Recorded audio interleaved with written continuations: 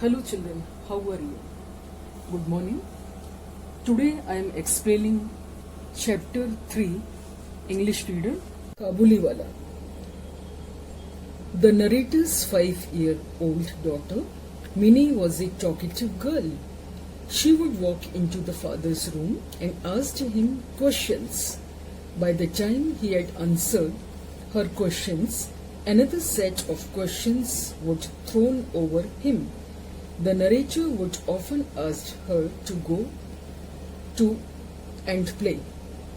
One day the little girl was playing in her father's room. She stopped the game and ran to the window which overlooked the main road and began calling out of top of the voice, "Kabuliwala, oh Kabuliwala." As soon as Kabuliwala heard Minnie's call, he turned around and came towards the door of their house. Minnie was scared of him. She believed that he had 2 or 3 children like her in his bags. The narrator called Minnie and purchased some dry fruits from him. He didn't want Minnie to be scared of the Kabuliwala. Very soon, Minnie was not scared of the Kabuliwala. The Kabuliwala came to the door of the house and Minnie found gutless man. They shared jokes and laughed. Gradually, the narrator learned that Kabuliwala had been visiting Minnie almost day, and by offering her nuts, he had already won girl's childish heart. The two friends, which were repeated in their conversation. The moment she saw Kabuliwala, Minnie would ask with a hearty laugh, "Kabuliwala, oh Kabuliwala, what is there in your bag?" And he would reply, "An elephant in my bag." Kabuliwala would often tell the girl in his thick accent, When are you going to your father-in-law house?" Minnie was too little to understand, but she kept quiet and not respond to the statement was Minnie's nature. She would ask him, "Will you go to your father-in-law's house?" Kabuliwala said, "I will thrash father-in-laws." "I am thinking of the unknown creature, father-in-law." Minnie would explode into laughter. Minnie's father, who was an author, loved traveling, and he used to medicate his desire of traveling a little by talking to Minnie's mother. Was very apprehensive of his association with Kabuliwala, and she fears that he might kidnap their daughter. Every year in Jan or Feb, the Kabuliwala would go back to his home to visit his family. During this period, he was very busy collecting dues from his clients. Yet he found time to visit Minnie. The day he couldn't come in the morning, he came in the evening. One morning, as the narrator was sitting in his office, he heard some noise in the streets. He saw the Kabuliwala being led by the police. He discovered later that one of the narrator's neighbor refused to pay him. The Kabuliwala had stabbed him with the knife. Minnie came and asked him if he was going to his father-in-law's house. He replied that he was going there and told that he would have thrashed his father-in-law, but his hands were tied. The Kabuliwala was sent to jail for several years. Narrator and Minnie forget all about. Minnie easily forget her old friend and the new one.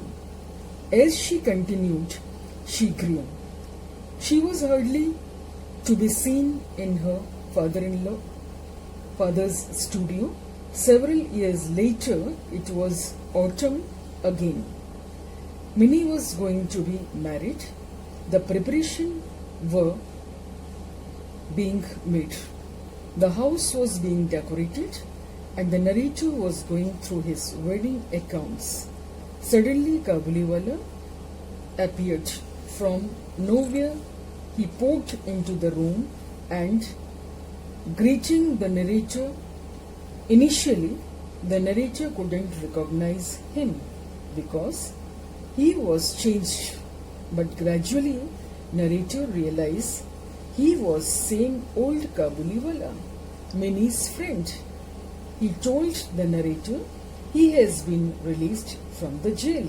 He told the Kabuliwala, we have a wedding in the house today and I am quite busy. It is the Kabuliwala was unwilling to go and ask the narrator, can I see the little girl for a moment? He still believes that Minnie was a little girl, that she was when he used to visit her.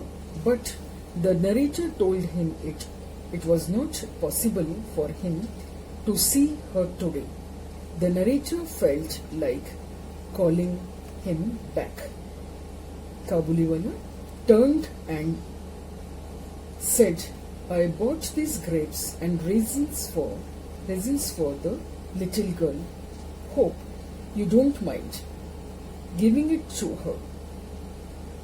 The narrator took the fruits from him and tried to pay for them, and Kabuliwala refused and said, you are a generous man, sir, and I'll never forget your kindness, but please don't pay me for these fruits. I too have daughter back home. It is as remembering her face that I bring these gifts for your child. I don't come here for business. Kabuliwala took out an old paper shown to the narrator.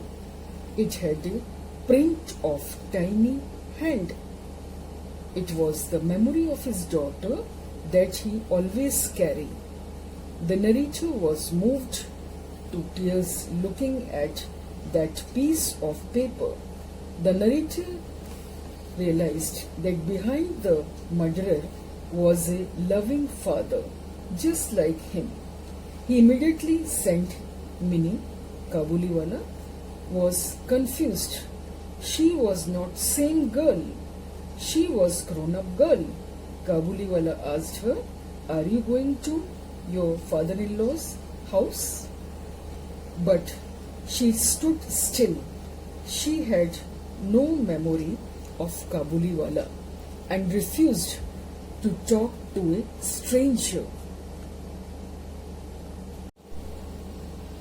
Kabuliwala was overwhelmed with grief as he sat down and realized that his own daughter must grown up as well. Narrator said to Kabuliwala, you go back to your daughter in Afghanistan.